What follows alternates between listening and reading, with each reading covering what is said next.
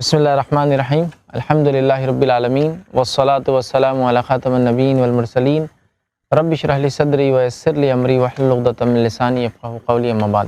ایک اور واقعہ بہرحال ہم دیکھتے ہیں قرآنی سے، اور یہ وہ اس نبی کا ہم واقعہ لیں گے جو انسانوں کی طرف بھیجے گئے پہلے رسول تھے۔ اور میں سمجھتا ہوں نبی اور رسول کا فرق تو ہم سمجھ ہی گئے۔ تو آدم علیہ السلام نبی تھے، ان کے بعد اور بھی لوگ آئے بیچ میں، ٹھیک، لیکن قرآن میں یا حدیث میں یہ انبیاؤں کی ترتیب نہیں ملتی جو 25 انبیاء ہیں کہ کس ترتیب میں آئے، سیکوینس کیا تھا، کرونولوجیکل آرڈر، تاریخی اعتبار سے کون پہلے پھر کون اس کے بعد کون اس کے بعد۔ لیکن ایسا کہا جاتا ہے کہ آدم علیہ السلام کے بعد شیس علیہ السلام آئے، اس کے بعد جو ہے ادریس علیہ السلام آئے، اور اس کے بعد جو ہے نوح علیہ السلام آئے۔ تو ہم جو ہے نوح علیہ السلام کے تعلق سے چند باتیں دیکھیں گے، چونکہ یہ انسانی طرف بھیجے گئے پہلے رسول تھے، یاد رکھیے۔ تو نوح علیہ السلام کی خصوصیت پہلی کی پہلے رسول تھے، انسانی طرف بھیجے گئے۔ دوسرا یہ کہ اللہ تعالیٰ نے ان کے نام سے قرآن میں ایک سورہ بھی نازل کیا، سورہ نوح، سورہ نمبر 71۔ اسی طرح ان کا واقعہ 43 ٹائمز آتا ہے قرآن میں، 43 بار اللہ تعالیٰ نے ان کے واقعے قرآن میں جو ہے نقل کیا۔ اور اسی طرح ان کی خصوصیت یہ ہے کہ ہر مذہبی کتاب میں ان کا تذکرہ ملتا ہے، نوح علیہ السلام کا۔ نوح علیہ السلام کس چیز کے لیے مشہور ہے، کوئی بتائیں گا؟ کشتی کے لیے۔ کشتی کے لیے نوح علیہ السلام جیسے ہی آتے تو ایک شیپ، ایک کشتی تصور میں آتی۔ اور یہ جو میں نے کہا آپ کو کہ ہر دنیا کے ہر مذہب، ہر قوم، ہر روایت میں آپ کا تذکرہ ہے۔ اگر آپ اٹھا کے دیکھ لے، قرآن کے اندر تذکرہ ہے، بائبل کو اگر لے، بائبل کے اندر تذکرہ ہے، چینی مذاہب کے اندر بھی ان کا تذکرہ ہے۔ اسی طرح ایسے مذاہب جو افریقہ میں اور امریکہ میں چلتے ہیں، جنہوں نے اپنی کتابت جس کو بولیں گے، مطلب ان کی کوئی زبان نہیں ہوتی، بولتے ہیں لیکن لکھ نہیں سکتے اپنی زبان کو، ان لوگوں نے بھی ایسے نقشے اور ایسی ڈرائنگز بنائی ہیں جس میں ایک بڑی طوفان کا پتہ چلتا ہے کسی زمانے میں آیا تھا، اور چند لوگوں کو اللہ نے اس سے محفوظ رکھا، بچا لیا تھا۔ تو ریڈ انڈینز جس کو کہتے ہیں، اسی طرح آسٹریلین جو قومیں ہیں، جو یوروپین نہیں جو ابھی جمع ہوئے، بلکہ وہ جو وہاں کے رہنے والے نیٹو لوگ ہیں، مقامی لوگ ہیں، ان میں ایسے واقعات پتھروں پہ انہوں نے نقش نگار کیے اس کی، کیسا ایسا کسی زمانے میں ہوا تھا۔ تو نوح علیہ السلام ایک ایسے نبی ہے جن کا تذکرہ کم و بیش ہر اس میں آتا ہے۔ اور ان کا نام نوح کیوں پڑا، اس کے تعلق سے قول یہ آتا ہے کہ آپ بہت کثرت سے رویا کرتے تھے اللہ کے سامنے، استغفار کیا کرتے تھے، اس طرح سے بہرحال اقوال ملتے ہیں، واللہ عالم، اللہ پھر بہتر جانتا ہے کہ اس کا کیا معنی ہے۔ لیکن ایک قول یہ بھی ملتا ہے کہ بہت کثرت سے رونے کی بنیاد پر ان کو نوح کہا گیا۔ تو آئیے ہم چلتے ہیں نوح علیہ السلام کے واقعے کو۔ شیخ، ان پہ کون سی کتاب اتری تھی؟ کیونکہ یہ رسول تھے، رسول تو جس پہ کتاب لکھی جاتی ہے۔ دیکھیے نوح علیہ السلام تو رسول تھے، لیکن ان پر کون سی کتاب اتری اس کی تفصیلات نہیں ہے۔ کتاب کون سی ہے اس کی تفصیلات نہیں، چونکہ کتاب آنا بھی رسول کی علامت ہے، تجدید کرنا شریعت میں بھی رسول کی علامت ہے، اسی طرح نئے احکامات لانا یہ بھی ایک رسول کی علامت ہے۔ جیسا عیسیٰ علیہ السلام توریت سے آگے کا جو نسخہ لا، مطلب رد کرنے نہیں آئے تھے توریت کو، وہ تصدیق کرنے آئے تھے، اور کچھ چیزوں کو جو پہلے یہودیوں پہ ان کی کرتوتوں کی وجہ سے حرام تھی اس کو حلال کرنے آئے تھے، لیکن پھر بھی وہ رسول ہے۔ حالانکہ پچھلی شریعت کو وہ ریوائز کرنے آئے، تو ریویژن کرنے آئے تو بھی رسول، نئی کتاب لائے تو بھی رسول، ٹھیک ہے، نئے احکامات لائے تو بھی رسول ہو سکتا ہے۔ نوح علیہ السلام پہ کوئی کتاب آئی تھی نہیں آئی تھی، واللہ عالم، لیکن یہ تو ہم جانتے ہیں کہ اللہ نے کتابیں نازل ہی کی، لیکن کون سی کیا اس کی کوئی تفصیلات ہمارے پاس موجود نہیں، یاد رکھیے۔ نوح علیہ السلام کے اوپر وحی نازل ہوئی تھی۔ ظاہر سی بات ہے، کوئی بھی نبی جو ہوتا ہے اسے وحی نازل ہوتی ہے، وحی مطلب اللہ کی طرف سے جو احکامات آتے ہیں فرشتہ لے کر آتا ہے، یہ سب کے لیے کامن ہے۔ کتاب بھی آئی ہوں گی، لیکن ہم اس کی تفصیلات نہیں جانتے کہ اس کتاب کا نام کیا تھا اور وہ کیسی تھی۔ نبی تو 1,24,000 سے زیادہ آپ نے بتائے، اور رسول اس میں سے بہت کم تعداد میں تھے۔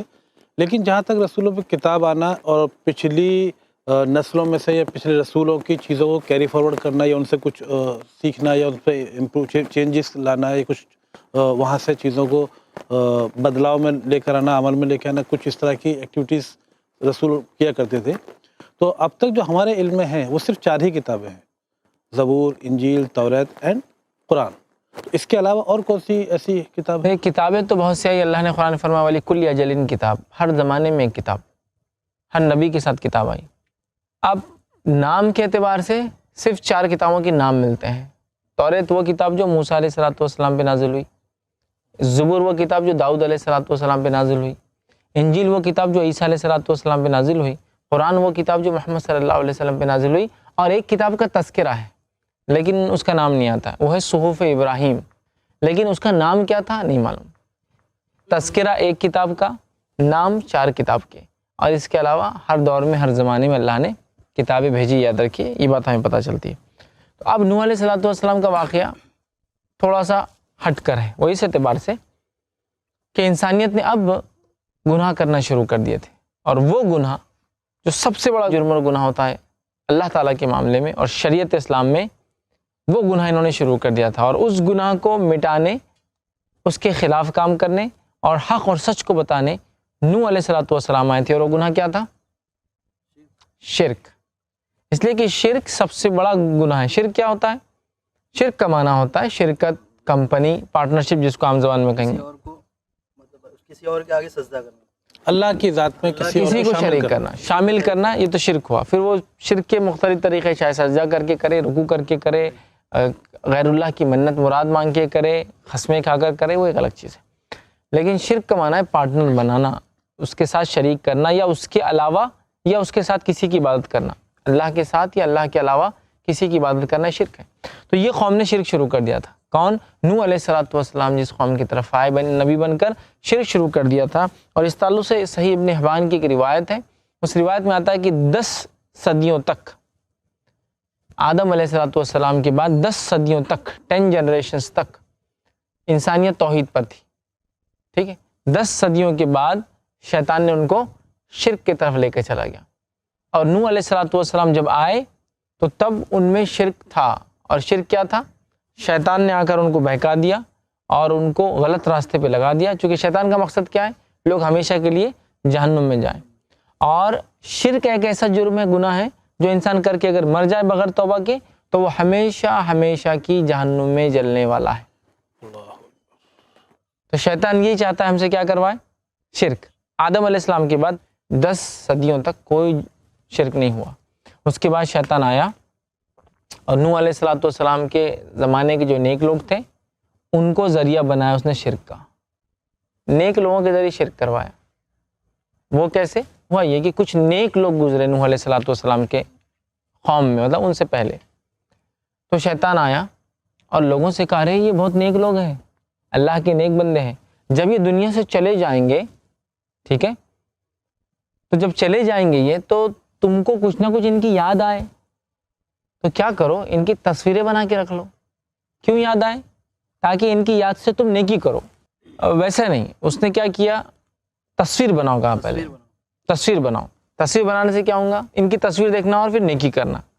تو اس نے کیا کیا؟ سب سے پہلا جرم جو شرک لایا وہ تصویر کے ذریعے لایا دنیا میں۔ تو قوم نے کہا ہم کو تصویر بنانا نہیں آتی، شیطان نے واللہ میں بنا کے دیتا ہوں، اس نے تصویر بنا دی۔ اب لوگوں نے تصویر کو ٹانگ دیا گھروں میں، اور وہ تصویر کو دیکھ کے کیا کرتے تھے؟ وہ نیکی، یہ بہت نیک لوگ تھے نا، اب ہم بھی نیکی کریں گے۔ آپ صلی اللہ علیہ وسلم فرماتے اس کے بعد ایک نسل آئی دوسری والی، تو شیطان آ کر کہا دیکھو تصویریں تو مٹ جائیں گی، ان کے مجسمے بنا لو، اسٹیچوز بنا لو، پتلے، ٹھیک۔ تو انہوں نے کہا ہم کو تو نہیں آتا، شیطان نے کہا لاؤ میں بنا کے دیتا ہوں پتلے، ان نیک لوگوں کے پتلے بنا کے دے دیا، ہو گیا۔ یہ قوم بھی چلے گی، نسل، مطلب ایک جنریشن آئی تصویر والی، نیکی کرتے رہی تصویر کو دیکھ کے، سیکنڈ جنریشن آئی پتلے والی، پتلوں کو دیکھ کے اس نے نیکی کرتے رہے، مطلب مجسمے بنا دیا، آئیڈل بنا دیا اس کے آئیڈلس، اور اس کو دیکھ کے نیکی کرتے رہے۔ اس کے بعد آ کے اگلی جنریشن سے کیا کہا؟ یہ پتلوں کو لے جا کر راستوں میں لگا دو، چوراہوں پہ لگا دو، تو اس کو دیکھ کر کیا ہوگا؟ چلتے پھرتے نیکی یاد آئیں گی۔ اگلی جنریشن آئی، نصب کر دی کہیں بنا کے، اب وہ اسٹیچوز کو دیکھ رہے اور نیکی کر رہے، اور وہ مجسموں کو دیکھ رہے نیکی کر رہے۔ اب اس کے بعد جو نیکسٹ جنریشن آئی وہ بھول گئی کہ کیا یہ کیوں لگے ہوئے تھے۔ شیطان نے بولا ارے تم کو معلوم یہ کیوں لگے ہوئے؟ لوگوں نے کہا نہیں، ارے تمہارے باپ دادا اس کی عبادت کرتے تھے، اور لگی پھر قوم شرک کرنے میں۔ تو دیکھیے آپ، شرک کی شروعات شیطان نے، میں نے کہا نا شیطان سب سے ایکسپیرینسڈ ہے، 4 نسلوں کو اس نے ایکسپیریمنٹ کیا تو چوتھی کو بہکایا۔ پھر پہلی والی نے تصویر دیکھ کے نیکی کری، سیکنڈ نے اسٹیچوز دیکھ کر نیکی کرا، تھرڈ نے اسٹیچو لگا کے نیکی کرا، چوتھی جنریشن نے آ کے اسٹیچوز کی عبادت شروع کر دی۔ تو یہی کرتا ہے، وہ لوگوں کو شرک کی طرف لے جانا چاہتا ہے کسی بھی حال میں، یہ اس کا منشا ہے، وہ کبھی ہمارا خیر خواہ نہیں ہے، نیکی کا حکم تو دیا اس نے، لیکن اس میں بھی چال تھی اگلی نسلوں کو، چونکہ اس نے پلان کیا تھا یہ نیک لوگ ہیں اور ان کی تصویریں بنا کر میں شرک ایک دم نہیں کرا سکتا ہوں۔ اس سے ایک اور بات پتہ چلی، بہت اہم ہے آج کے دور کے لیے، کہ خام خواہ تصویروں سے بچنا چاہیے انسان نے۔ جیسے موبائل وغیرہ میں جو فوٹو لیتے ہیں شیخ، سب اس میں شامل ہو جائیں گے، خام خواہ ضرورت پڑنے پر ایک الگ چیز ہے، لیکن خام خواہ دیکھیے شیطان نے کیا کیا، پہلا جرم تصویر سے شروع کیا، خام خواہ مجبوراً ضروریات لوازمات جس کو بولتے ہیں کہ امپورٹنٹ ڈاکیومنٹس ہیں، آئی ڈی کارڈ، وہ ایک الگ چیز ہے، لیکن خام خواہ نہیں کرنا، اس لیے کہ پہلا جو شرک دنیا میں آیا وہ تصویر کے ذریعے گھسا ہے نا۔ تصویر کو دیکھ کے آدمی بولتا ہے یادگار رہیں گی، پھر اگلی بار یادگار ہو سکتا ہے وہ نیک انسان ہو تو پھر وہ لوگ اس کے نام سے بیچنا شروع کرے پرنٹ آؤٹ نکال کے کہ ان کی یادگار یادگار، اگلی نسل آئے پھر وہ تصویر گھر میں لگ جائے، اگلی نسل آئے اگربتی لگ جائے، اگلی نسل آئے پھول چڑھ جائے، اگلی نسل آئے بولے یہ ہمارے بڑے تھے اور ان کی عبادت شروع ہو جائے۔ تو کس زمانے میں تصویر کا سلسلہ شیطان نے شروع کیا، لیکن آج تو تصویر کا سلسلہ اتنا عام ہو گیا ہے کہ ہر گھر میں اس چیز کا استعمال ہو رہا ہے۔ اور تصویر کے تعلق سے آپ کی حدیث بھی ہے کہ اس گھر میں فرشتے داخل نہیں ہوتے جہاں تصویر اور کتا ہوتا ہے نا۔ تو ویسے عموماً تصویر سے بچنا چاہیے، کھینچتے بھی مجبوراً تو ڈھک کے رکھنا چاہیے، چھپا کے رکھنا چاہیے اس کو ضرورت کے تحت۔ تو اب دیکھیے نوح علیہ السلام کے زمانے میں کیا ہو گیا، شرک آ گیا، سب سے بڑا جرم جو اللہ کی ذات میں انسان کر سکتا ہے، اس کی شریعت میں سب سے بڑا گناہ وہ کر لیا، اس لیے کہ اللہ تعالیٰ نے قرآن میں وعدہ کر دیا، سورہ نساء سورہ نمبر 4 آیت 48 میں، ان اللہ لا یغفر ان یشرک بہ ویغفر ما دون ذلک لمن یشاء۔ اس کا معنی ہوتا ہے اللہ تعالیٰ دوسرے گناہوں کو چاہے تو معاف کر دیں گا، لیکن شرک کو ہرگز ہرگز ہرگز معاف نہیں کرنے والا۔ اور سورہ مائدہ سورہ نمبر 5 آیت نمبر 72 میں کہا انہ من یشرک باللہ فقد حرم اللہ علیہ الجنہ، جس نے اللہ کے ساتھ شرک کیا اور اس پہ مر گیا، اگر زندہ ہے تو توبہ پورا موقع ہے، مر گیا فقد حرم اللہ علیہ الجنہ، اللہ نے اس کے لیے جنت کو حرام قرار دے دیا، ومأواہ النار، اس کا ٹھکانہ جہنم کی آگ ہے، وما للظالمین من انصار، اور ایسے ظالموں کو کوئی مددگار ہیلپر روز قیامت نہیں ملنے والا۔ تو شرک کرا دیا۔ اب ایسے مشرک قوم میں نوح علیہ السلام آئے اور آپ نے جو ہے دعوت کا کام جو ہے وہاں جو ہے شروع کیا۔ اللہ تعالیٰ دیکھیے قرآن میں کیا فرماتا ہے، اور ویسے تو بہت مقامات ہیں، میں نے کہا 43 بار واقع آتا ہے، ہم اتنے نہیں، ایک دیکھتے ہیں اس میں سے۔ اللہ تعالیٰ جو ہے نوح علیہ السلام کے تعلق سے سورہ اعراف سورہ نمبر 7 اور آیت نمبر دیکھیے آپ جو ہے 59 60 61 62 میں کیا فرماتا ہے، لقد ارسلنا نوحا الی قومه فقال یا قوم اعبدوا اللہ ما لکم من الہ غیرہ، کہ اللہ فرماتا ہے کہ ہم نے نوح کو ان کی قوم کی طرف بھیجا اور انہوں نے کہا اے میری قوم تم جو ہے اللہ کی عبادت کرو، اس کے علاوہ کوئی عبادت کے لائق نہیں، بندگی کے لائق نہیں، جھکنے کے لائق نہیں، منت مرادیں مانگنے کے لائق نہیں ہے۔ ٹھیک، تو اب کیا ہو گیا، آگے فرمایا انی اخاف علیکم عذاب یوم عظیم، اور میں اس چیز سے ڈرتا ہوں کہ تمہیں ایک دن سے میں تمہارے لیے ڈرتا ہوں جس دن تمہیں جو ہے بہت دردناک بہت بڑا عذاب ملے گا۔ مطلب اس دن سے، کون سا دن ہے یہ، روز قیامت، کہ اگر تم مر جاؤ میری قوم اور توحید پہ نہ رہو، شرک کرتے دنیا سے چلے جاؤ، تو تم بڑے عذاب میں رہو گے۔ آگے اللہ سبحانہ تعالیٰ فرماتا ہے قال الملأ من قومه انا لنراک فی ضلال مبین، تو ان کے قوم کے سرداروں نے اور بڑے لوگوں نے، اثر رسوخ ہولڈ رکھنے والوں نے کیا کہا، سرداروں نے من قومه انا لنراک فی ضلال مبین، ارے نو تم تو کھلی گمراہی میں دکھ رہے ہم کو۔ اور یہ بات یاد رکھیے، اب جتنے واقعہ اس کے بعد آئیں گے، ہر دور میں قوم کے سرداروں نے کبھی ایمان کو اور انبیاء کو نہیں مانا، آسانی سے نہیں مانا، وقت جانے کے بعد مانا۔ اور ہر دور میں سب سے پہلے ایمان لانے والے غریب لوگ تھے، مسکین لوگ تھے، پچھڑے ہوئے لوگ تھے، دبے ہوئے لوگ تھے، جن کو چھوٹا سمجھا جاتا، حقیر سمجھا جاتا، غریب سمجھا جاتا، وہ سب سے پہلے ایمان لائے۔ اور جتنے سردار اثر رسوخ بڑے، دیکھیے خود نبی اکرم صلی اللہ علیہ وسلم کا زمانہ ہے، مشرکین مکہ کہاں ایمان لائے، بالخصوص ان کے سردار نہیں لائے۔ ایمان کون لا رہے، وہ لوگ جو نچلے طبقے کے ہیں، غریب ہیں، غلام ہیں، پہلے وہ لا رہے، پھر نیکسٹ سٹیجز میں پھر بڑے لوگ بھی ایمان لائے۔ تو قوم کے سرداروں نے کیا کہا، اے نوح ہم تو تم کو کھلی گمراہی میں دیکھتے ہیں، مطلب اپنے نبی کو انہوں نے کیا کیا، جھٹلایا۔ نوح علیہ السلام نے فرمایا قال یا قوم لیس بضلالۃ ولکنی رسول من رب العالمین، اے میری قوم میں کوئی گمراہ نہیں ہوا ہوں، میں تو اللہ کی طرف سے بھیجا گیا تمہاری طرف جو ہے رسول ہوں۔ دیکھا آپ نے، نوح علیہ السلام نے دعوت دی، کہا تم گمراہ ہو، قوم نے کہا تم گمراہ ہو، خاص طور سے قوم کے سرداروں نے، بڑوں نے. اور ایک مقام پہ فرمایا اللہ رب العزت نے کہ ان کی قوم کے بڑوں نے کہا نوح تمہارے پیچھے تو سب غریب، مسکین، پچھڑے ہوئے چھوٹے لوگ رہتے ہیں، ہمارے جیسا کوئی تھوڑی ہے تمہارے پاس. تو اسے پتہ چلا پیسہ، مال و دولت کبھی کبھار انسان کو ہدایت سے روک دیتا ہے. حالانکہ یہ نعمت ہے، پیسہ، اثر، رسوخ نعمت ہے، لیکن جب اس کا غلط استعمال ہوتا ہے تو یہ ہدایت سے رکنے کا ذریعہ بن جاتا ہے. وہی شیطان والا تکبر آتا ہے تو انسان بس یہی غفلت میں بھڑک جاتا ہے. قوم کو تکبر آ گیا، ہم مالدار، پیسے والے. نوح پہ ایمان لانا بولے تو مشکل ہے، تو غریب لوگ ان کے پیچھے چل رہے ہیں. غریب لوگ چل رہے ہیں تو ہمارا کیا، ہم تو ایک سوسائٹی میں رہتے ہیں، کلاس ہے ہماری ایک، ہے نا، ہم ایلیٹس ہے. اور نوح علیہ السلام ہمارے دیکھو غریب لوگ ان کے ساتھ ہیں، اگر ہم ایمان لاتے ہیں تو کیا ان غریبوں کے ساتھ رہیں گے؟ وہ ان کی سوچ تھی. تو کہا ہم تو تم کو گمراہی میں پاتے ہیں. سیدھے نوح علیہ السلام پہ اٹیک کر دیا مطلب لوگوں نے. اچھا تم گمراہ. جیسے کہ نبی کریم صلی اللہ تعالی وسلم کے خاندان کے بارے میں بتایا گیا کہ وہ کس خاندان میں پیدا ہوئے، اور جب ان کو نبوت عطا کی گئی ایک عمر تھی، اس کے بعد میں مطلب ان کا شجرہ ملتا ہے، اور کافی پیغمبروں کے بارے میں کچھ شجرہ معلوم ہے. نوح علیہ السلام کے خاندان، آبا و اجداد کون تھے، کہاں پیدا ہوئے، اور کس طرح سے ان کو یہ نبوت عطا ہوئی؟ کہ پہلے سے ان کو مطلب بچپن ہی سے اس طرح کے ماحول میں رہنے کا موقع ملا، یا ایک عمر کے بعد میں ان کو نبوت ملی؟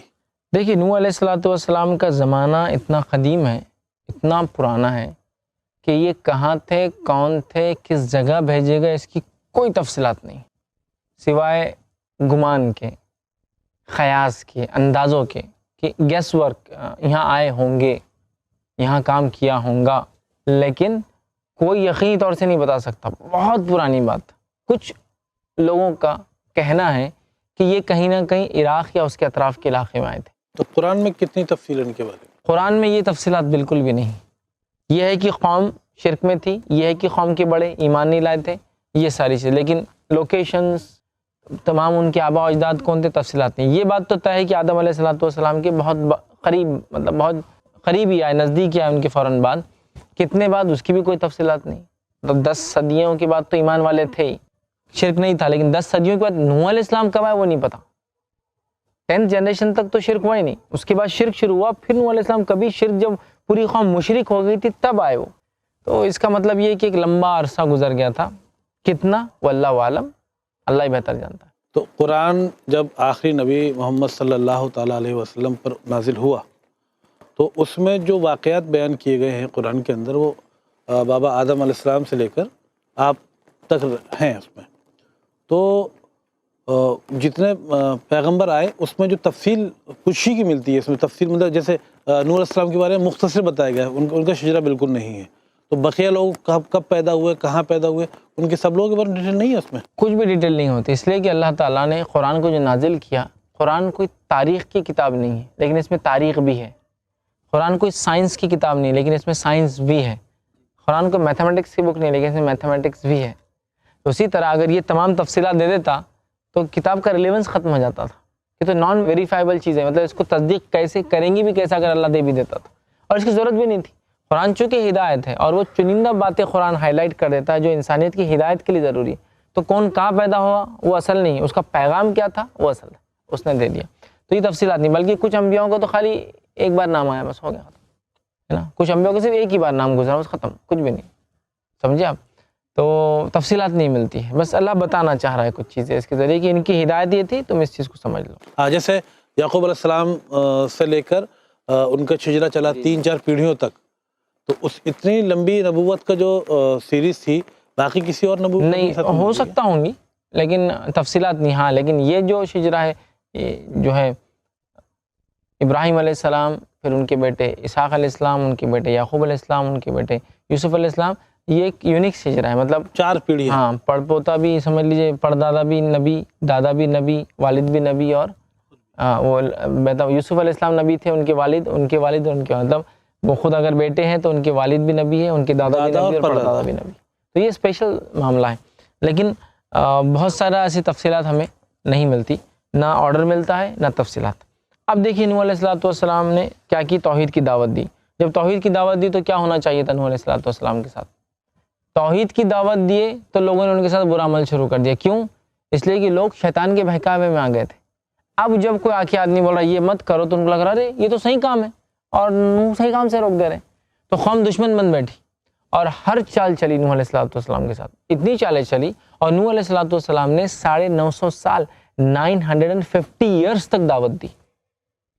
اب اللہ عالم ان کی عمر کیا رہی ہوں گی۔ اللہ نے کہا نوح نے اپنی قوم کو 1000 میں 50 سال کم دعوت دی، مطلب 950 ایئرس تک تو صرف کالنگ پیریڈ ہے، بلانے کا ہے، آؤ آؤ آؤ آؤ، اور اتنا بلایا کہ قرآن نے کہا کہ جب نوح علیہ السلام نے سورہ نوح کے اندر اللہ سے گزارش کی کہ اللہ میری قوم بات نہیں سنتی ہے، میں نے ان کو صبح اور شام پکارا، دن اور رات گیا، کھلے اور چھپے میں بات کی، اب یہ میرے کو دیکھتے ہیں تو منہ پہ کپڑا ڈال لیتے ہیں، کانوں انگلیاں ٹھوس لیتے کہ ارے اب آ کے وہی بات کریں گا، پھر سے توحید پر آؤ، شرک چھوڑ دو، توحید پر۔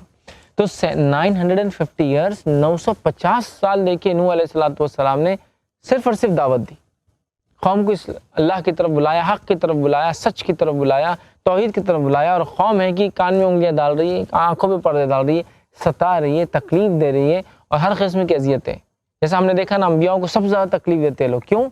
اس لیے کہ سب سے زیادہ نیک لوگ ہوتے ہیں، اور نیکی جتنی زیادہ ہو، ایمان جتنا زیادہ ہو، آزمائش اتنی زیادہ آتی۔ تو اب دیکھیے 950 سال تک آپ نے یہ کام کیا، 950 ایئرس، لیکن اس کے بعد بھی قوم جو ہے ایمان نہیں لائی سوائے چند لوگوں کے۔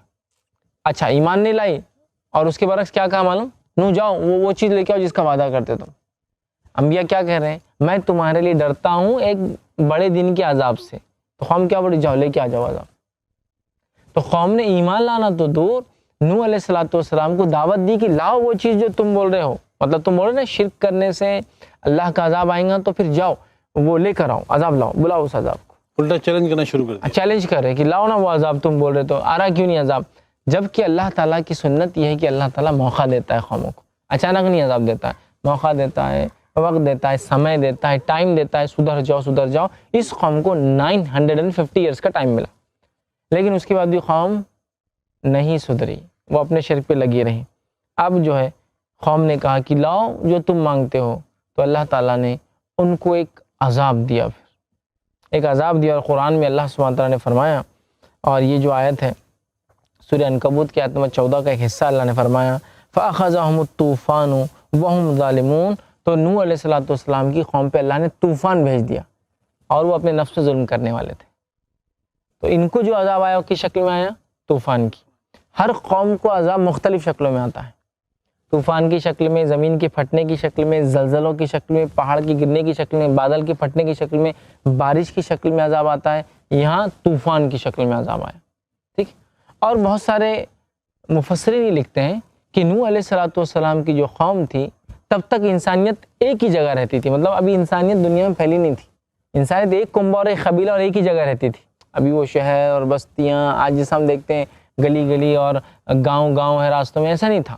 انسانیت کسی ایک جگہ یہ شاید بسی ہوئی تھی، واللہ عالم، پھر اللہ بہتر جانتا ہے، لیکن یہ اتنا ابتدائی دور تھا جس دور کے اندر انسانیت بٹی نہیں تھی، ابھی ایک ہی جگہ، ایک ہی کنبے میں، ایک ہی جگہ رہ رہے سارے لوگ، اور وہ قوم پر طوفان کا اللہ تعالیٰ نے عذاب دیا، یاد رکھیے۔ اور اسی سے تو یہ نوح علیہ السلام کا واقعہ مشہور ہے، کشتی اور طوفان، وہ ساری چیزیں، ٹھیک ہے۔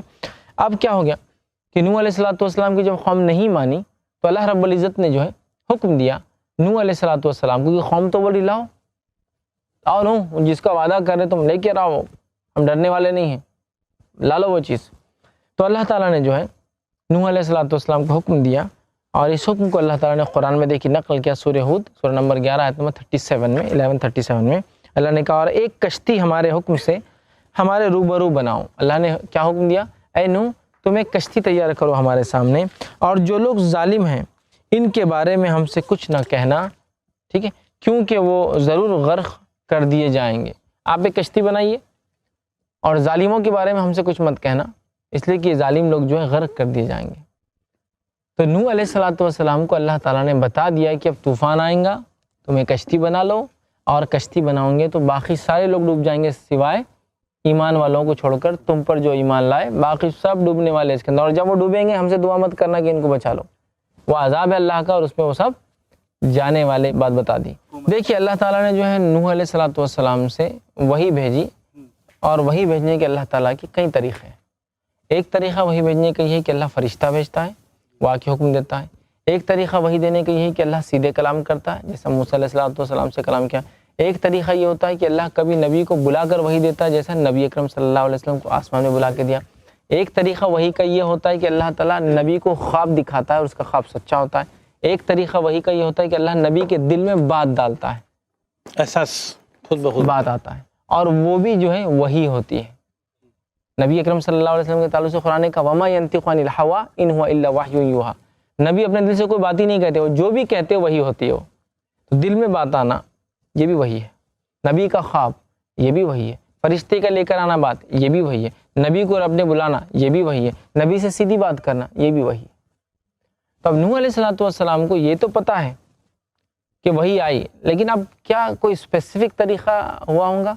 تو دیکھیے موسیٰ علیہ السلام کی تو خصوصیت تھی, اللہ نے سیدھے بات کی, اس کے علاوہ کسی نبی کے تعلق سے یہ نہیں آتا سوائے نبی اکرم صلی اللہ علیہ وسلم کو کچھ حصہ دیا گیا قرآن کا, سورہ بقرہ کی صرف 2 آیتیں ڈائریکٹ بغیر وسیلے کے, مطلب جبرائیل علیہ السلام نہیں تھے اس میں. لیکن موسیٰ علیہ السلام کو تو ہر بار اللہ نے اپنی ڈائریکٹ بات کی. نوح علیہ السلام کے تعلق سے ایسا کچھ نہیں آتا, تو ہم یہ کہیں گے جو عموماً ہے فرشتہ اگر لے کر آئے ہوں گا, ہو سکتا دل میں بات آئی ہوں گی یا پھر خواب کے ذریعے اللہ نے بتایا ہوگا. ٹھیک ہے, تو اللہ نے یہاں دیکھیے کیا کہا کہ ہم نے جو ہے ان کو جو حکم دیا کہ وہ کشتی بنا لے, اور جب طوفان آئیں گا ڈوبنے والوں کے بارے میں کوئی دعا مت کرنا. اب جب نوح علیہ السلام کشتی بنانے لگے تو لوگ ہنسنے لگے, کیونکہ آپ کی بستی سمندر سے بہت دور تھی. کہ اب دیکھو نوح اب تک تو دعوت دے رہے تھے, بات تو تھی, اب نیا کچھ تو بھی کرے, کشتی بنا رہے. اب آپ سوچئے کوئی انسان جو ریگستان میں بیٹھا ہے اور وہاں وہ کشتی بنا رہا ہے, تو کوئی بھی کہے گا یار تم ہوا کیا, کشتی بنا رہے ریگستان میں, کریں گے کیا, پانی نہیں ہے, تو ہنسیں گے. اب قوم پریشان, قوم نوح علیہ السلام کو جھوٹا بول رہی ہے, تم تو جھوٹے ہو, اب کشتی بنا رہے ہو تو مذاق اڑا رہی, تمسخر کر رہے, کشتی بنا رہے, بڑا پتہ نہیں کیا کر رہے, دیکھو نوح جو ہے جس کو کہیں گے اب تو عقل سے بھی مارے گئے کہ دیکھو نعوذ باللہ سمجھ بھی نہیں رہی, کشتی تعمیر کرے, لیکن اللہ کا حکم تھا. قوم نے بولا اللہ عذاب, طوفان لاؤ, طوفان لاؤ. نوح علیہ السلام کو اللہ نے کہا جاؤ کشتی بناؤ, پھر اب ان کو وہ چیز دیں گے ہم جس کا ڈیمانڈ کرنے. نوح علیہ السلام نے شروع کر دیا وہ کام جو اللہ نے ان کو حکم دیا, قوم نے شروع کر دیا وہ کام جو اس کا تھا تنگ کرنے کا, ارے دیکھو کشتی بنا رہے, کشتی بنا رہے, کشتی بنا رہے. اس طرح کی باتیں بہرحال ہونے لگی. اچھا شیخ, جو کشتی کا واقعہ جس میں آتا ہے قرآن میں یہ شاید واقعہ ملتا ہے, تو کیا اس کشتی کی لمبائی چوڑائی کا بھی کچھ اس میں میجرمنٹ ہے اس کا؟ دیکھیے کشتی کتنی بڑی ہوں گی وہ تو نہیں پتا, یہ ڈیٹیل نہیں ہے اس میں. اس کی کچھ ڈیٹیل جو ہے توریت کے اندر جو آج کے زمانے کی بائبل اس میں آتی ہے, لیکن اس کو ماننا بالکل درست نہیں ہوگا.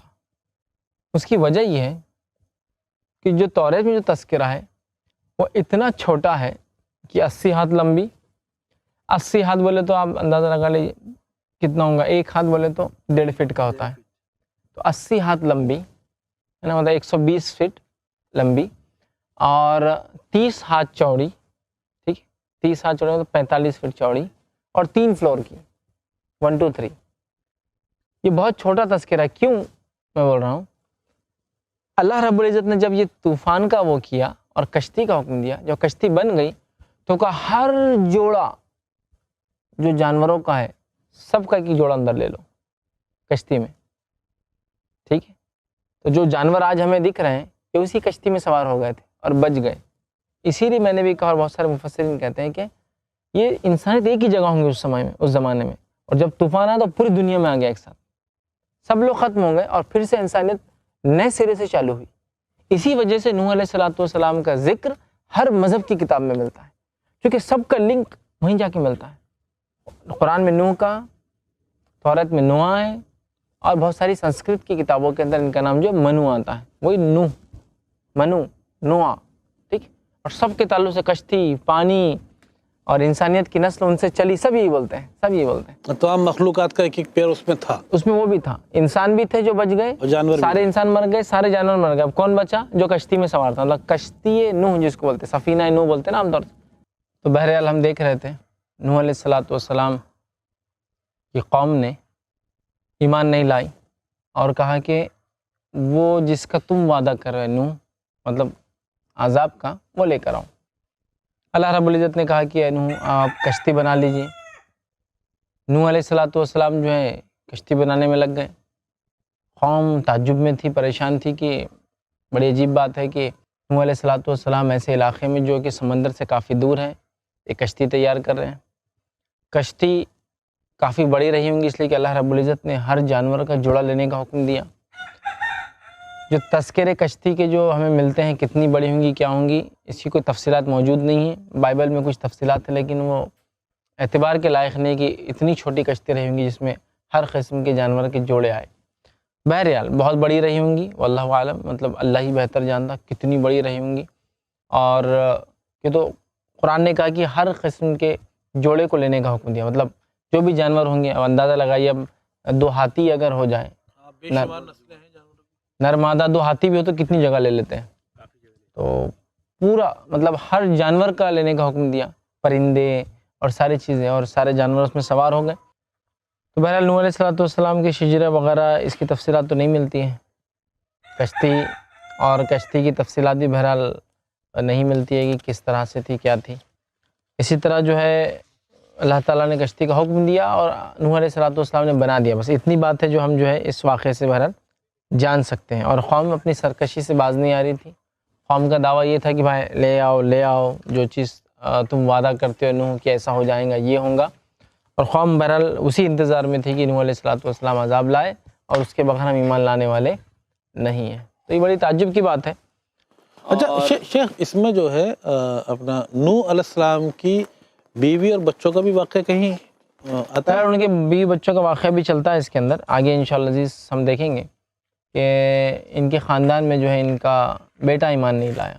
آگے یہ واقعہ جو ہے لیکن دنیا کو قائم ہو کہ کتنا زمانہ ہوا یہ بتانا ناممکن سی بات ہے. سائنسی اعتبار سے سائنس یہ کہہ رہی ہے کہ جو سب سے پرانا انسانی ڈھانچہ ملا ہے، جانوروں کا تو بہت ہی مطلب لمبی تاریخ ہے، جو انسانی ڈھانچہ ملا ہے وہ 30 لاکھ سال پرانا ہے انسانوں کا. اور اگر جانوروں میں لے تو جانوروں میں ڈائناسور وغیرہ یہ جو اللہ کی مخلوق تھی سمجھ لیجئے، ان کو بھی 65 ملین ایئرز پہلے یہ ختم ہوئے. مطلب 65 ملین ایئرز بولے تو آج سے سمجھ لیجئے 650 کروڑ سال پہلے یہ ختم ہوئے.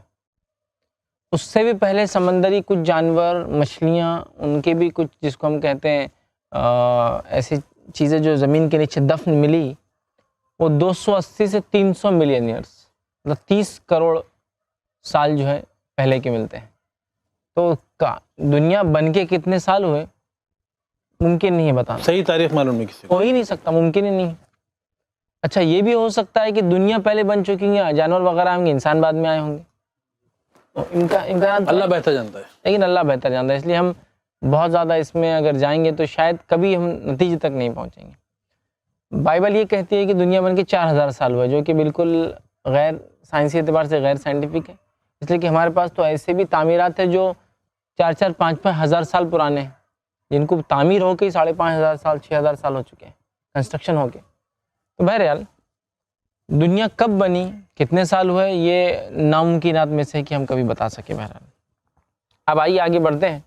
جو قوم نے دعویٰ کیا کہ بھائی لاؤ، نوح علیہ السلام نے جو ہے کشتی بنانا شروع کر دی. قوم نے کشتی کو دیکھ کے ہنسنا شروع کر دیا. اور یہ قوم اتنی جھٹلانے والی تھی کہ صحیح بخاری کی روایت ہے، نبی اکرم صلی اللہ علیہ وسلم فرماتے اور کہتے ہیں کہ نوح علیہ السلام کی قوم کو جب روز قیامت نوح علیہ السلام کے سامنے لایا جائیں گا تو وہاں بھی جھوٹ بول دیں گے، بولیں گے نوح نے پیغام ہی نہیں پہنچایا. مطلب روز قیامت بھی، آخرت کے دن میں بھی وہ قوم انکار کر دیں گی. کس چیز کا انکار کریں گی؟ کہ نوح علیہ السلام نے پیغام ہی نہیں پہنچایا، جبکہ اللہ رب العالمین غیب کی بات جاننے والا ہے. پھر بھی انکار کر دیں گی، قوم انکار کر دیں گی. پھر اللہ تعالیٰ امت محمدیہ کو لائیں گا اور امت محمدیہ سے پوچھیں گا کیا نوح نے اپنی قوم کو پیغام پہنچایا تھا؟ تو ہم لوگ گواہی دیں گے ہاں نوح علیہ السلام نے پیغام پہنچایا تھا. اور ہمیں کیسے پتہ چلا؟ قرآن میں پتہ چلا ہے نا. اور قرآن میں جو باتیں اللہ نے بیان کی، اللہ تعالیٰ تو کوئی بات غلط بیان نہیں کرتا ہے.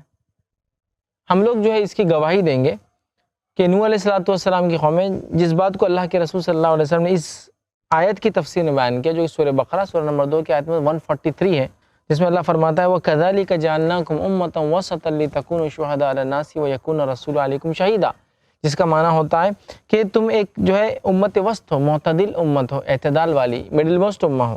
آگے فرمائے شہداء علی الناس، تم لوگوں پر گواہی دو گے، وَيَكُونَ الرَّسُولُ عَلَيْكُمْ شَهِيدًا، اور تمہارا رسول تم پر گواہی دے گا.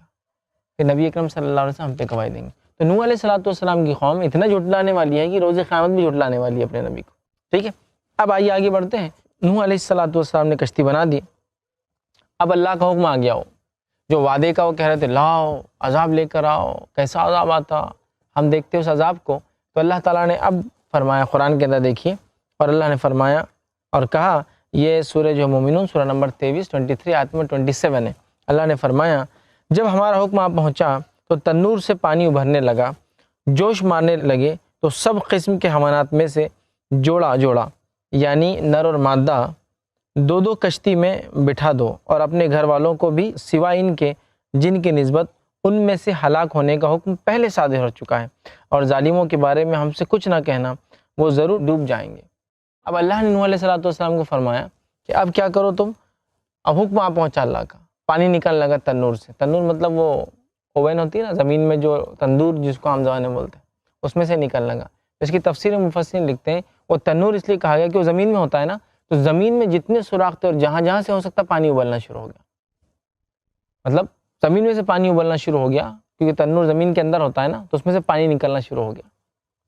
اور اللہ تعالیٰ نے حکم دیا کہ ہر جانور کا ایک ایک جوڑا بٹھا لو, مطلب نر اور مادہ, اس میں سوار کر لو کشتی کے اندر, اور اب سب ڈوب جانے والے عذاب جن پر آئیں گے جو ڈیمانڈ کر رہے تھے, اور سوائے وہ لوگ جو ایمان لائے اور آپ کے گھر سے جو لوگ ہیں, ہاں جنہوں نے سرکشی کی اس کا فیصلہ اللہ نے کر دیا, وہ آج بچنے والے نہیں, وہ آج بچنے والے نہیں. تو یہ بات واضح کر دی گئی نوح علیہ السلام کو کہ اب جو ہے ایمان لانے والے بچیں گے, اور دوسروں کے حق میں دعا قبول نہیں ہونے والی ہے. ٹھیک ہے, اور پھر پانی ابلنے لگا یاد رکھیے, اور ہر طرف سے پانی جو ابل کے نکلنے لگا, مطلب زمین سے, تنور سے مراد زمین سے, اور اتنے شدت سے وہ پانی نکلا اور اتنی بڑی شکل لے لیا. تو بہرحال پانی نکلنے لگا, اور پانی نکل کے طوفان آیا, مطلب آسمان سے برسنے لگا اور طوفان والا ماحول بن گیا. اور اتنی بڑی بڑی موج آئی کہ اللہ رب العزت نے اس موج کے تعلق سے کہا کہ جیسے کہ وہ پہاڑ ہو. مطلب موج اتنی بڑی آ رہی تھی, موج سمجھتے ہیں نا, ویوز جو آتی ہے پانی میں, تو پانی اتنا نکلا اور اتنا طوفانی ماحول بن گیا کہ وہ پہاڑ کی اتنی بڑی ویوز. اب ایک چھوٹا موٹا پہاڑ بھی لے لیں آپ تو 30 40 50 فٹ 100 فٹ کا تو ہوتا ہی ہے, اتنی بڑی بڑی آنے لگی. مطلب وہ کتنا شدید طوفان ہوگا, انداز لگائیے کہ زمین سمندر بن گیا سمجھ لیجیے. ہر خطہ دنیا کا پانی میں بھر گیا, پانی ہر جگہ سے ابلنے لگا. ٹھیک ہے, زمین سے نکلنے لگا, آسمان سے برسنے لگا, اور طوفانی شکل آ گئی, اور پہاڑ کے اونچے اونچے جو وہ آنے لگی. اور اللہ تعالیٰ نے فرما دیا کہ آج کوئی نہیں بچیں گا سوائے ایمان لانے والوں کے, پھر وہ گھر والے ہو یا باہر والے ہو, اور اس کے علاوہ کوئی بچنے والا نہیں ہے. ہاں, ابھی مجھے یاد آیا ان کی فیملی کے بارے میں میرا سوال تھوڑی دیر پہلے آپ سے تھا. ایک واقعی میں نے سنا ہے کہ ان کے جو صاحبزادے تھے وہ بھی ایمان نہیں لائے تھے, کہ وہ ایک کسی اونچی پہاڑی پہ جا کے بیٹھ گئے, اور نوح علیہ السلام کے کہنے کے باوجود کہ تم ساری جہاں کو چھوڑ کر ہماری کشتی میں سوار ہو جاؤ, اور انہوں نے انکار کیا تھا کہ نہیں, میں ایک ایسی جگہ بیٹھا ہوں کہ یہاں تک پانی قطن نہیں پہنچ سکتا. تو وہ کیا مسئلہ تھا شیخ؟ اس کے تعلق سے سورہ ہود سورہ نمبر 11 آیت نمبر جو ہے 42 43 میں اللہ نے فرمایا کہا, اس وقت نوح نے اپنے بیٹے سے پکار کر کہا, مطلب اب یہ جب طوفان آیا تو ایمان والے کشتی میں سوار ہو گئے, کشتی فلوٹ ہونا چالو ہو گئی, تیرنا شروع کر دی. اب نوح علیہ السلام کا بیٹا ایمان نہیں لایا تھا, اب نوح علیہ السلام اس کو پکار رہے ہیں. تو اپنے بیٹے کو پکارا جو کہ کشتی سے الگ تھا کہ بیٹا ہمارے ساتھ سوار ہو جاؤ اور کافروں میں شامل نہ ہونا. تو اس نے کہا کہ میں بہت اونچی پہاڑ پہ چلا جاؤں گا اور اس کا سہارا لے لوں گا, وہاں تک موج نہیں آئیں گی. انہوں نے کہا کہ آج اللہ کا عذاب سے کوئی بچ نہیں سکتا, تم کشتی میں آ جاؤ. لیکن اس نے نہیں مانا, مگر جس پر اللہ کا رحم ہو اس کے علاوہ کوئی بچنے والا نہیں ہے. اتنے میں دونوں کی ابھی باتیں چل رہی تھی, ایک لہر آئی اور وہ بھی پانی کے اندر ڈوب گیا. نوح علیہ السلام کا بیٹا بھی ایمان نہیں لایا تھا. تو ایک بات اس میں یہ پتہ چلتی ہے کہ ہمارے باپ دادا جو بھی ہو, کتنے ہی متقی, کتنے ہی پرہیزگار, کتنے ہی ولی اللہ ہو, لیکن اگر ہمارے اعمال درست نہیں ہوں گے تو ہم ایک نبی کے گھر میں بھی پیدا ہوں گے تو کچھ فائدہ نہیں ہونے والا ہے. مطلب اعمال جو انسانی خود کے ہوں گے وہی اس کو ان سب چیزوں سے حفاظت میں رکھ سکتے ہیں. اعمال ہی سب سے اصل ہے. نبی اکرم صلی اللہ علیہ وسلم کی حدیث ہے, جس کو اس کے نام اعمال نے پیچھے چھوڑ دیا اس کا حسب نسب اس کو آگے نہیں لے جا سکتا کہ میں یہ خاندان سے ہوں, میں وہ خاندان سے ہوں, اس سے کوئی فائدہ نہیں پہنچیں گا. ایکچوئل وہ اعمال ہے, تو جس کے اعمال نے اسے پیچھے چھوڑ دیا اس کا حسب نسب آگے نہیں لے جائیں گا. تو اب نوح علیہ السلام کا بیٹا ایمان نہیں لایا. آپ کے سامنے ایک بڑی موج, لاٹ جس کو بولیں گے, آئی, اور نوح علیہ السلام کا بیٹا اس میں چلا گیا، بات نہیں مانا، اور وہ جو ہے پیچھے رہنے والوں میں تھا، ایمان نہیں لایا تھا۔ تو یہ بہت بڑی نصیحت ہے ہم کو اس میں کہ ہم اعمال کی طرف بہت رجوع کریں۔ زام نہ ہو ہم کو کہ ہم فلاں کی یا فلاں کی اولاد ہے، اس لیے کسی کی اولاد ہونے سے کچھ نہیں ہوتا جب تک کہ ہمارے اعمال نیک نہ ہو یا ان جیسے نہ ہو، جیسے کہ کوئی انبیاؤں کے اولاد میں سے، کوئی نیک لوگوں کی اولاد میں سے، تو اعمال ویسے ہو، یہ نہیں کہ وہ نیک تھے تو ہم چلے جائیں گے، یہ ہو ہی نہیں سکتا، یاد رکھیے۔ تو ایک لاٹ آئی اور وہ ڈوب کر چلا گیا، یاد رکھیے۔ اور اس کے بعد پھر اللہ تعالیٰ نے حکم دیا، آسمان نے پانی روک دیا، زمین نے پانی جذب کر لیا، پھر یہ کشتی ایک پہاڑ پر جا کے رکی، اور اس کے بعد پھر انسانیت کشتی میں سے نکل کر آئی، نکل کے آنے کے بعد ایک نئی دنیا بسی، اور سارے کافر جو اس سے پہلے تھے دنیا سے صفایا ان کا ہو گیا، اور یہاں سے جو نسلیں نکلی ان سے پھر مختلف قوم میں آئیں، جیسا کہ عاد ہے، سمود ہے۔ اچھا شیخ، ایک سوال مجھے ذہن میں آ رہا ہے کہ آپ نے ابھی کہا کہ اس طوفان کے تھمنے کے بعد جب کشتی ایک جگہ ٹھہری اور اس کے بعد میں تمام لوگ، ساری انسانیت اس کشتی سے باہر اترے اور ایک نئی دنیا کی تعمیر ہوئی، اس سے پہلے آپ نے بتایا کہ اس کشتی میں وہی لوگ سوار ہو سکتے ہیں جو کامل ایمان ہوں، یعنی صحیح اچھے انسان اور مسلمان جو ہوں گے۔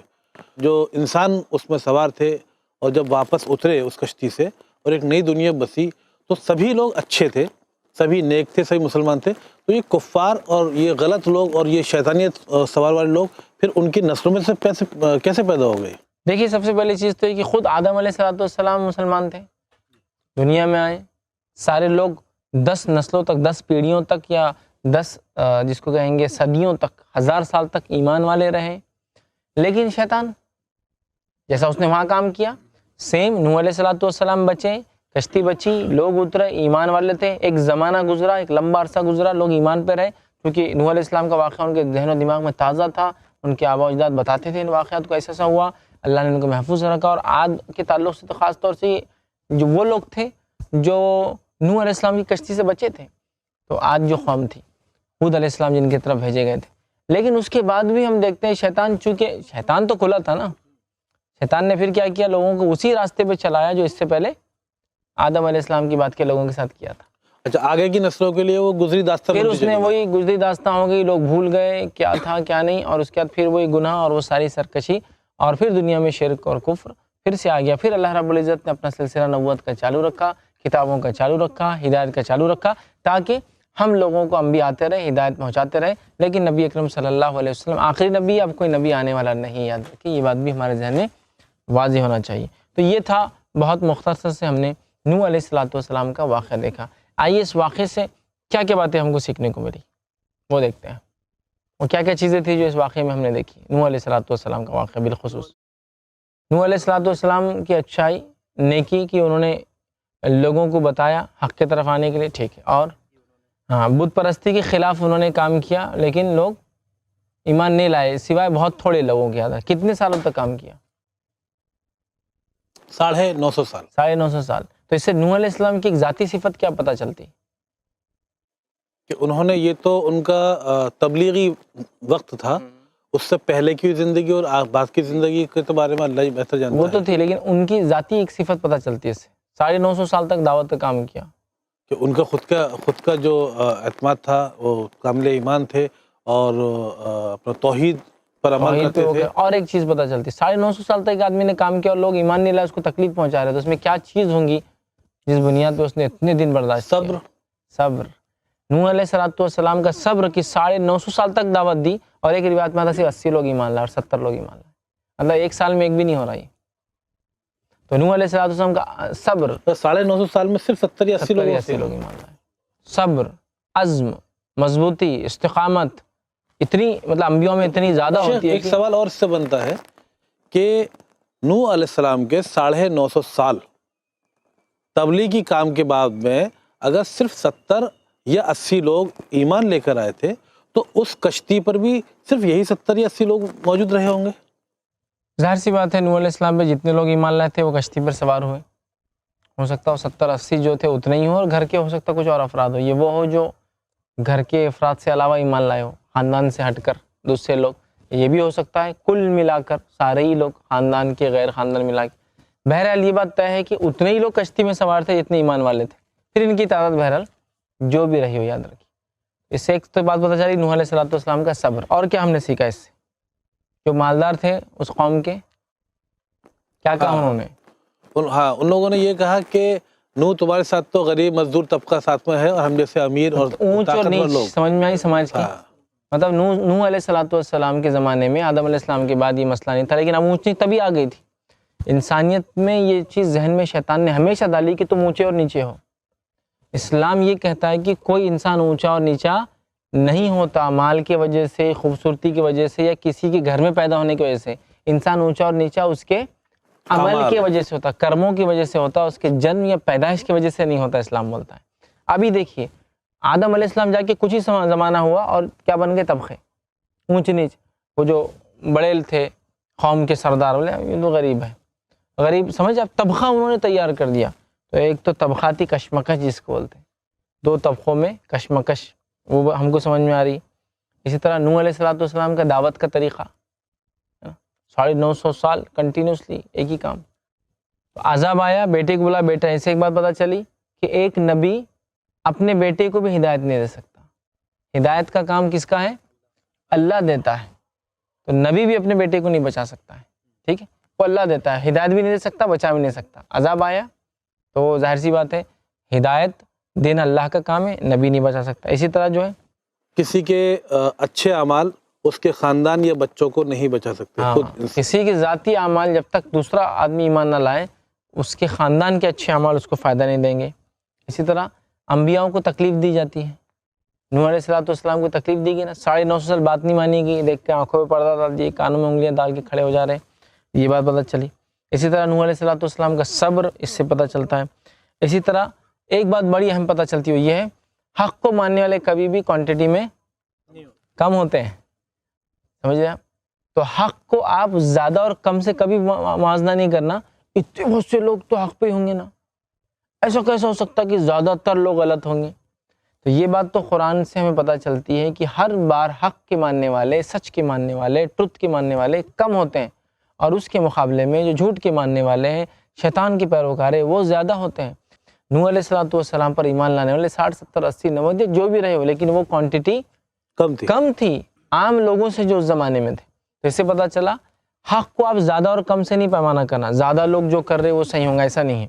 حق ہوتا ہے، ٹروتھ ہوتا ہے، سچ ہوتا ہے، چاہے اس کو ماننے والا ایک آدمی کیوں نہ دونوں، وہ اکیلا ہی۔ جبکہ آج کے دور میں تو ہم سبھی میں ایک بڑی کامن سی چیز یہی ہے کہ ارے بھائی میجورٹی جہاں زیادہ ہے وہی چیز صحیح ہے، وہی چیز صحیح ہے۔ زمانے میں آج کل یہ ہم لوگوں کو سننے اور سمجھنے میں یہ بالکل صحیح نہیں ہے۔ حق رہتا ہے، صحیح بات رہتی ہے، چاہے اس کو ماننے والا کرنے والا ایک آدمی کیوں نہ ہو۔ تو کسی کے زیادہ ہونے سے کوئی غلط کام صحیح نہیں ہو جاتا، اور کسی کے کم ہونے سے صحیح کام غلط نہیں ہو جاتا، ٹھیک ہے؟ تو حق ہے، تو یہ بھی پتہ چلا۔ اسی طرح جو ہے مومنوں کو ہر دور میں آزمائش آئی، نوح علیہ السلام کو تکلیف دی گئی، ان کے پیروکاروں کو بھی دی گئی ہوں گی۔ یہ بالکل ایسی چیز ہے کہ جو انبیاءوں پر ایمان لاتے ہیں ان کو بھی ابتدائی دور میں تکلیف ہوتی ہے۔ نبی اکرم صلی اللہ علیہ وسلم پہ ایمان لانے والے صحابہ کو یہی ہوا، بہت تکلیف پہنچی، ٹھیک ہے؟ اسی طرح جو ہے بری صحبت کا انجام بھی ہم دیکھ رہے ہیں۔ نوح علیہ السلام کا بیٹا بری صحبت میں تھا کافروں کے، نتیجتاً وہ بھی جو ہے پانی میں ڈوب کے ہلاک ہو گیا۔ اسی طرح جو ہے بت پرستی کی حقیقت بھی ہم دیکھتے ہیں کہ بت پرستی کی کوئی حقیقت نہیں ہے نا، شیطان نے اس کو ڈالا انسانوں میں لا کے، اور طوفان عذاب کی ایک قسم ہے، یہ بھی پتہ چلا ہم کو۔ طوفان جب آتے ہیں یہ عذاب کی ایک قسم ہے۔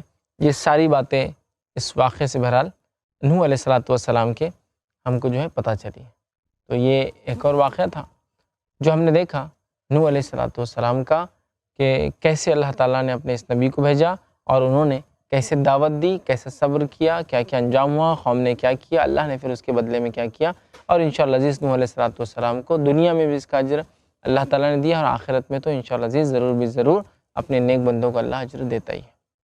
دیکھیے یہ بات تو طے تھی کہ آدم علیہ السلام کی قد بھی ہم نے دیکھا 90 فٹ تھا، عمریں بھی ان لوگوں کی لمبی ہوتی تھی۔ اس کے بعد قد بھی چھوٹا ہونا چالو ہو گیا، انسان کی عمریں بھی کم ہونا چالو ہو گئی، اور آپ وسلم فرماتے ہیں میری امت کا جو ہوگا وہ 60 سے 70 کے بیچ میں عمریں رہیں گی، یہ ایوریج ایج رہیں گی۔ ہاں آج کل تو قد بھی کم ہو گیا اور عمر بھی کم ہو گئی ہے، ٹھیک ہے، تو اس زمانے میں ہوتے تھے. اور اسی لیے ایک روایت میں آتا، صحابہ نے جب یہ واقعہ سنے، وہ علیہ الصلوۃ والسلام 950 سال، ہاں، تو انہوں نے سوچا ارے نیکی میں کتنے آگے بڑھ گئے یہ لوگ، عمر لمبی تو نیکی زیادہ کرنے کا موقع. اسی لیے اس امت کو کم عمر میں زیادہ نیکی کرنے کے لیے ایک چیز دی گئی. وہ کیا ہے؟ کم عمر میں زیادہ نیکی کر لو. تم بھی پرانے واقعہ سن رہے ہو، تم وہ لوگوں نے اتنی نیکی کی، تم بھی کم عمر میں زیادہ نیکی کرو. کیا چیز دی گئی ہم کو؟ ایک رات دی گئی ہم کو، وہ ہے شب قدر. شب قدر، شب قدر ہمیں دی گئی اس لیے کہ شب قدر کی ایک رات کی عبادت 1000 مہینوں سے افضل ہے. 1000 مہینوں سے افضل ہے. 1000 مہینوں کو اگر سالوں میں تبدیل کرے تو 83 سال اور 4 مہینے ہوتے ہیں. 83 سال 4 مہینے. تو اگر ایک انسان نے ایک رات پالی تو 83 سال کا ثواب، 2 راتیں پالی اگر موٹا حساب لگا تو 160 سال کا ثواب، 10 راتیں پالی تو 830 سال کا ثواب، 20 راتیں پالی ہے نا تو 1660. اب ایسا حساب لگا تقریباً 60-70 سال کی عمر میں اگر 20-30 راتیں بھی آدمی پا لیتا ہے تو الحمدللہ اس کا ملٹیپلیکیشن. اگر ان کی عمریں لمبی تھی اور انہوں نے نیک اعمال کیے تو ہماری کم عمروں کو بھی اللہ نے ملٹیپلائی کر دیا شب قدر کے ذریعے، جو کہ کم عبادت کو بھی زیادہ ثواب میں بدل دیا. وہ کب آتی ہے؟ رمضان کے آخری عشرے کی تاخراتوں میں. یہ کوئی ایک فکس رات نہیں ہے. تو آخری عشرے کی تاخراتیں کیا؟ 21، 23، 25، 27 اور 29. صرف ایک رات نہیں، 27. 5 کو ہم کو جاگنا ہے. اور نبی اکرم صلی اللہ علیہ وسلم تو پوری 10 راتیں جاگتے تھے یہ آخری عشرے میں، اور اپنے گھر والوں کو بھی اٹھاتے تھے. ہو سکتا ہے آج تاخرات ہے، عبادت کر لو، ہو سکتا ہے شب قدر ہو. تو ہماری عمریں بھی کم ہو کر بھی ملٹیپلائی ہو سکتی ہے، بلکہ اس زمانے کے لوگوں سے بھی زیادہ ہم زیادہ ثواب اٹھا سکتے ہیں کہ انہوں نے تو 950 سال یا 1000 سال یا 2000 سال زندہ رہ کے عبادت کی، جو کتنا مشکل ہوتا نا، روز 5 وقت کی نماز پڑھنا. ہم کو تو 60 سال کی عمر ہے، شب قدر پانا اور ملٹیپل ٹائم ثواب پاتے جانا اللہ سے کہ 83 سال اور 83 سال اور 83، 1000 مہینوں سے افضل ہے. مفسر لکھتے ہیں 1000 مہینوں سے افضل سے مراد منیمم 1000 منتھس کا تو ثواب ہے، اس سے زیادہ کتنا وہ اس کے انٹینسٹی اور نیت پر ہے کہ کس شدت سے اللہ کی عبادت کرتا ہے. ٹھیک ہے، تو ہمیں مایوس ہونے کی ضرورت نہیں ہے کہ پچھلے لوگوں کی عمریں زیادہ تھی، ہماری عمریں بھی کم میں ہم ملٹیپلائی کر سکتے ہیں. اچھی اپورچونیٹیز اللہ نے ہمارے لیے رکھی ہیں الحمدللہ.